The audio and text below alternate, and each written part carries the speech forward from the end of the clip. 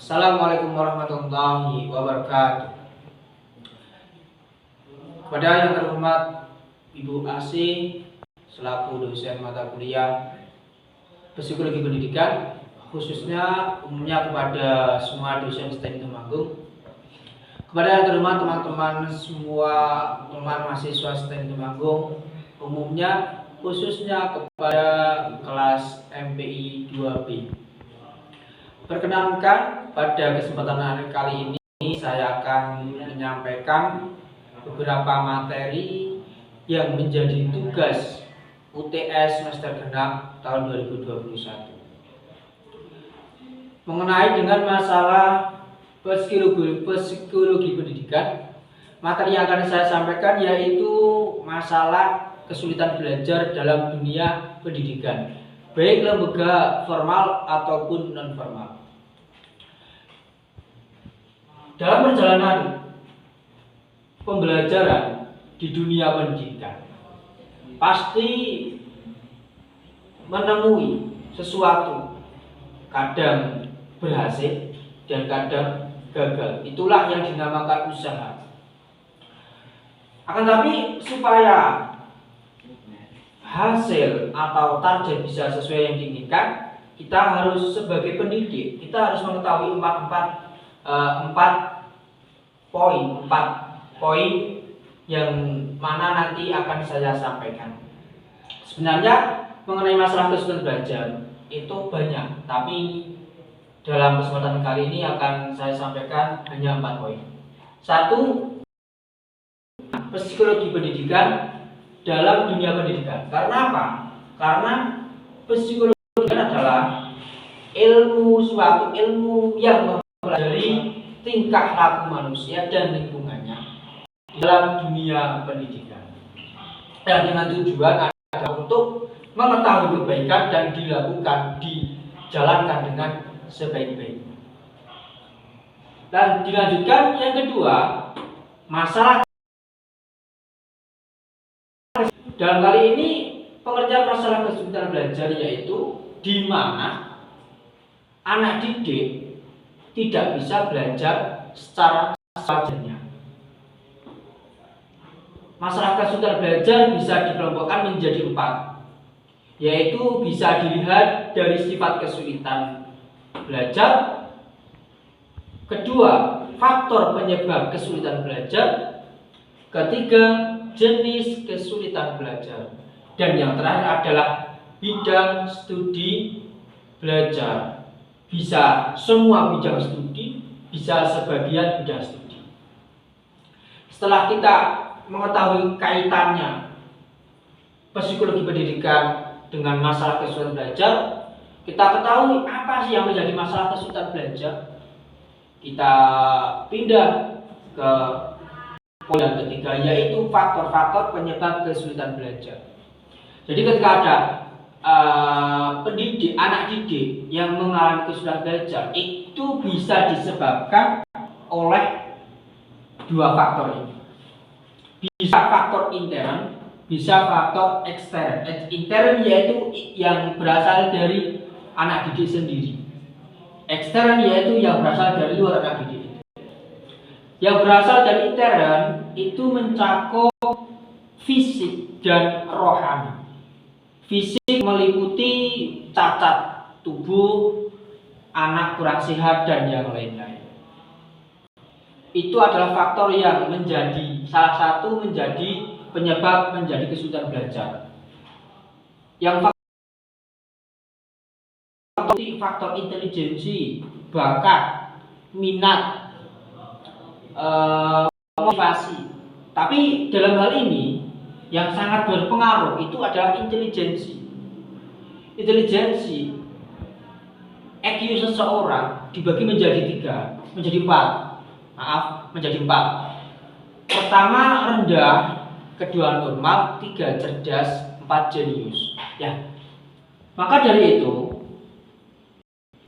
anak didik yang intelijensinya, IQ-nya di bawah 90, itu yang kita harus dipisahkan belajar dalam kegiatan belajar dengan anak didik yang lainnya, karena itu tidak bisa mengikuti standarisasi. Yang muncul kesulitan belajar yang muncul dari faktor ekstern itu meliputi faktor orang tua, guru, lingkungan, atau masyarakat. Bahkan bisa menjadi lingkungan mencakup media massa juga bisa. Dalam hal ini yang berpengaruh dalam faktor ekstern adalah lingkungan sosial masyarakat. Dan yang terjadi pada saat ini adalah faktor yang menjadi kesulitan belajar, yaitu faktor media sosial. Karena salah satunya anak didik kurang pantauan dari pihak guru ataupun pihak orang tua sendiri.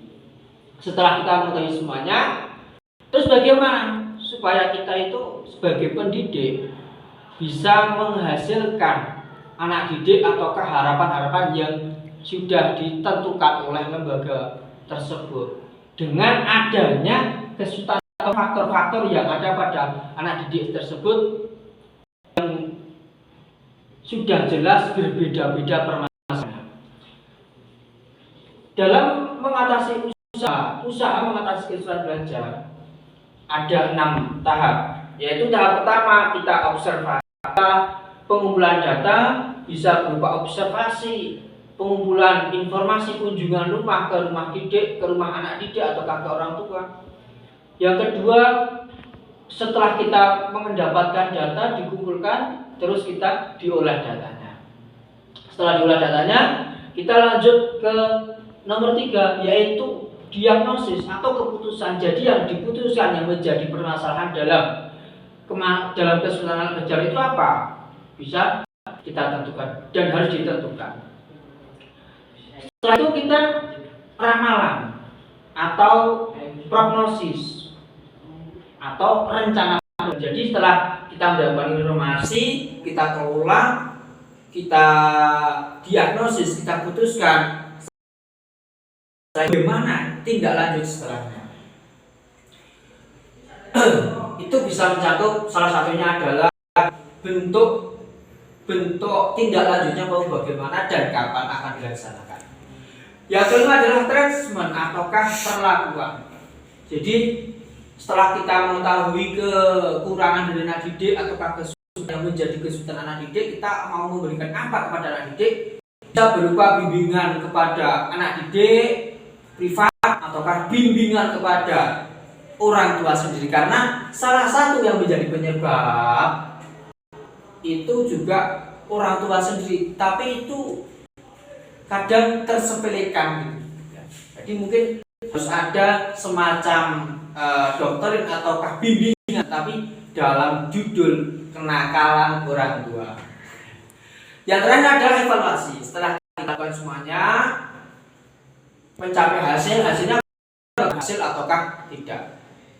Walaupun berhasil pun itu tetap ada evaluasi, ada kekurangan yang mungkin kita disengaja ataupun tidak sengaja.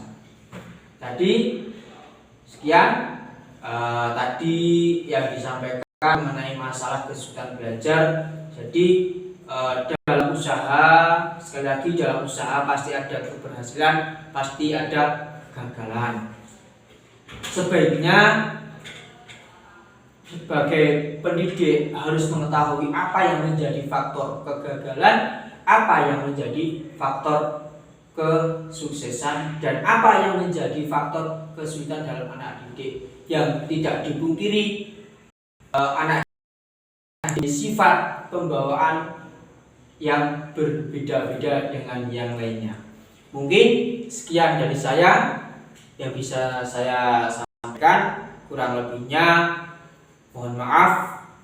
Saya akhiri, billahi taufiq wal hidayah. Wassalamualaikum warahmatullahi wabarakatuh.